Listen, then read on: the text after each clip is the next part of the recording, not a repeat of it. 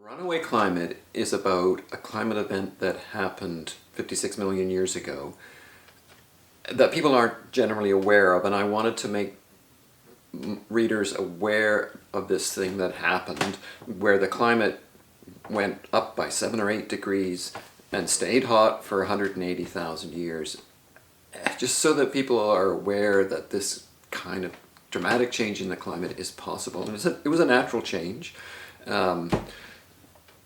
Because it helps us to understand what could happen if we don't get our climate under control now. At the end of the Paleocene, 56 million years ago, for reasons that we don't fully understand, but it probably has something to do with volcanism and orbitals, Earth's, the way the Earth orbits the sun and so on, the climate started to go up a few degrees, and then a series of feedback processes took over that brought it up another 6 or 7 degrees, so a total of about 8 degrees.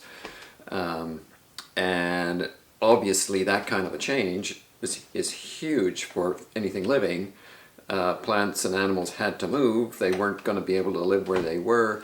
There weren't a lot of extinctions then, but it was a dramatic effect on life on Earth, and it would have had an even greater effect on human civilization if there had been any 56 million years ago. Of course there wasn't, but so if something like that happens now, then we're in trouble because we couldn't adapt to that fast enough.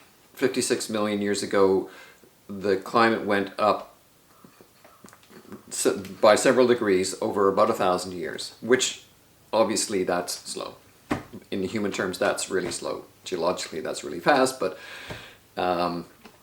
there are good reasons to think that if something like that happened now, the rate of change would be a lot faster, and the main reason for that is ice. Back then, the Earth was warmer than it is now. There was no ice, significant amount of ice anywhere. There were no polar ice caps, there were no big glaciers anywhere, no ice on the oceans.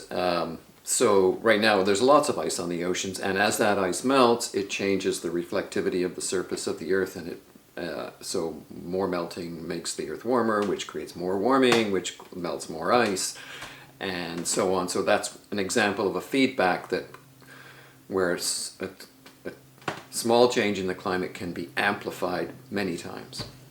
Runaway Climate is dedicated to my grandchildren. I have 3 grandchildren because I think that what we've done to planet Earth has made it so their future will be more difficult than otherwise. And in a sense, it's an apology to my grandchildren for what we've done.